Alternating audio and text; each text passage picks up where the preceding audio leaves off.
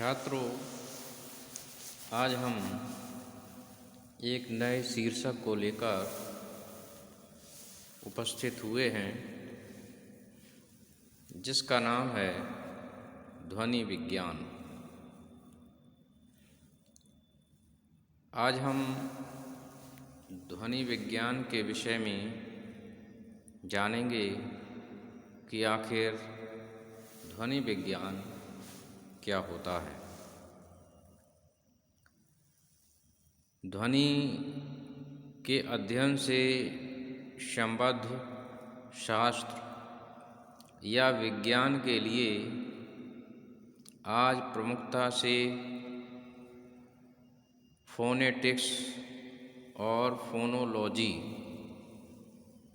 दो शब्द चल रहे हैं।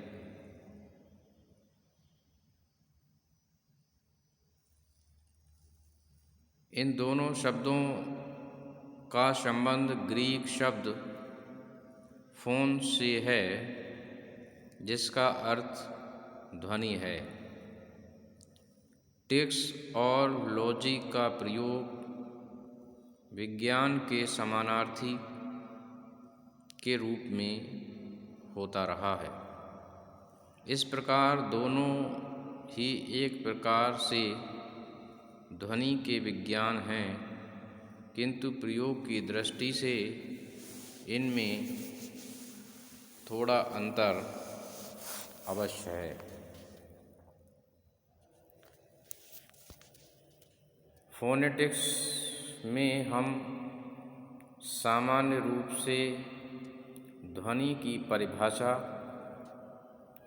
भाषा ध्वनि, ध्वनियों के उत्पन्न होने के अंग, ध्वनियों का वर्गीकरण और उनका स्वरूप, उनकी लहरों का किसी के मुख से चलकर किसी के कान तक जाना तथा सुना जाना एवं उसमें विकार आदि बातों पर विचार करते हैं। साथ ही भाषा विशेष की ध्वनियाँ, उनका उच्चारण तथा वर्गीकरण आदि भी इसी के अंतर्गत आता है। इस प्रकार से हम फोनेटिक्स के अंतर्गत ध्वनियों का वर्गीकरण, उनका उच्चारण, उनका संचरण आदि के विषय में अध्ययन करते हैं। फोनोलॉजी में भाषा विशेष की ध्वनियों की व्यवस्था, इतिहास तथा परिवर्तन आदि का अध्ययन किया जाता है। यूँ ध्वनियों के अध्ययन के दो प्रमुख विभाग तो हैं, किंतु इनके लिए क्रमशः फोनेटिक्स और फोनोलॉजी इन दो पारिभाषिक नामों का जो प्रयोग किया गया है वह सार्वभौम नहीं है। कुछ विद्वानों ने इन्हें इस रूप में माना है, किंतु कुछ ने इनको स्वीकार नहीं किया है। कुछ लोग दोनों अर्थों में फोनेटिक्स का ही प्रयोग करते हैं, तो कुछ लोग ध्वनि अध्ययन के वर्णनात्मक रूप, भाषा सामान्य का या एक भाषा का को एककालिक फोनेटिक्स कहते हैं और ऐतिहासिक रूप से को हिस्टोरिकल फोनेटिक्स कहते हैं। कुछ अन्य लोग फोनोलॉजी के अंतर्गत ही सभी का स्थान देते हैं। कुछ लोग फोनेटिक्स और फोनोलॉजी को पर्याय के रूप में प्रयोग करते हैं, यद्यपि अब प्रायः ऐसा नहीं हो रहा। कहने का आशय है कि ध्वनि विज्ञान को स्वनिम विज्ञान कहते हैं और इसके लिए समय समय पर फोनेटिक्स और फोनोलॉजी दोनों शब्द प्रचलन में रहे हैं। कुछ लोग इनको समानार्थी के रूप में प्रयोग में लाते रहे हैं। आजकल प्रायः फोनेटिक्स का प्रयोग ध्वनि के भाषा निरपेक्ष अध्ययन के लिए किया जाता है, जिसमें सामान्य रूप से ध्वनियों का उच्चारण, वर्गीकरण आदि आते हैं, तो फोनोलॉजी का प्रयोग भाषा विशेष की ध्वनियों की व्यवस्था के लिए होता है। संस्कृत में ध्वनि विज्ञान का पुराना नाम शिक्षा शास्त्र था। हिंदी में इस प्रसंग में फोनेटिक्स के लिए मुख्यतः ध्वनि विज्ञान, ध्वनि शास्त्र अथवा स्वनिम विज्ञान आदि तथा फोनोलॉजी के लिए ध्वनि प्रक्रिया, स्वनिम प्रक्रिया या स्वनिम विज्ञान आदि का नाम प्रयुक्त हो रहे हैं। एक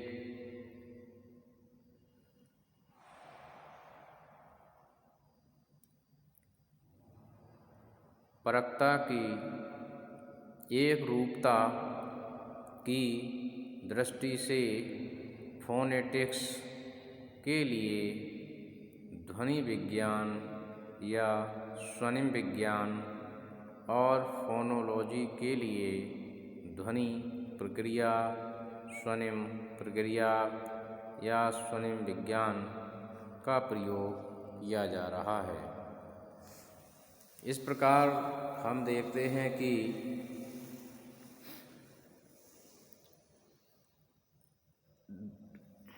ध्वनि विज्ञान के लिए स्वनिम विज्ञान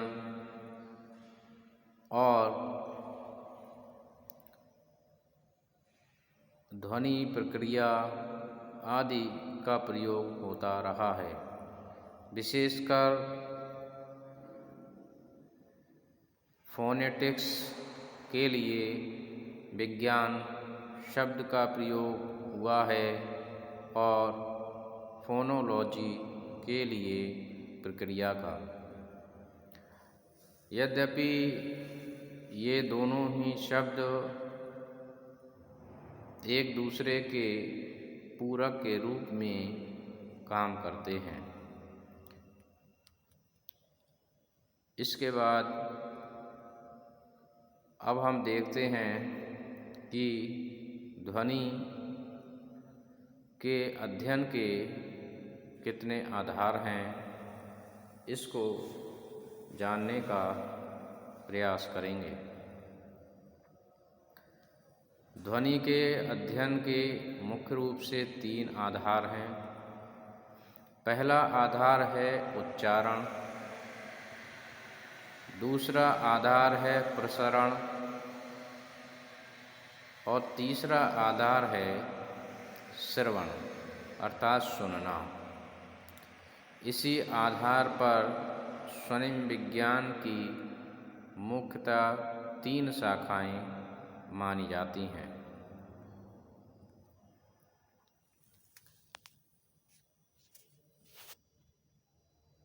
पहली शाखा जिसका नाम है आध्यात्मिक ध्वनि विज्ञान, जिसमें उच्चारण और उन सब बातों का अध्ययन किया जाता है। दूसरा है प्रसारणिक ध्वनि विज्ञान, जिसमें उच्चारण के फलस्वरूप बनने वाली ध्वनि लहरों का अध्ययन होता है।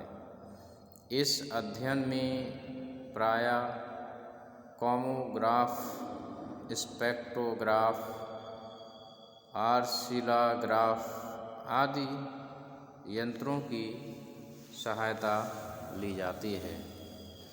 इस विज्ञान के अंतर्गत ध्वनियों के संचरण का अध्ययन किया जाता है कि किस प्रकार से ध्वनि एक स्थान से दूसरे स्थान पर पहुंचती है, और इसके अध्ययन के लिए इससे संबद्ध कामोग्राफ, स्पेक्ट्रोग्राफ और शिलाग्राफ जैसे महत्वपूर्ण यंत्रों की सहायता ली जाती है।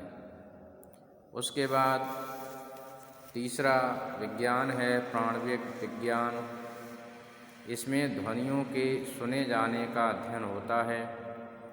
स्पष्ट ही पहली शाखा का संबंध बोलने वाले से और तीसरी शाखा का संबंध सुनने वाले से है। दूसरी शाखा का संबंध ध्वनियों की वाहिनी तरंगों, उसके स्वरूप तथा गति आदि से है, अर्थात दूसरी शाखा का संबंध दोनों शाखाओं के बीच से है। इसको समझने के लिए हम इस चित्र को ध्यान से देख सकते हैं, और इस चित्र के द्वारा हम इन ध्वनियों के उच्चारण स्थान को हम समझ सकते हैं।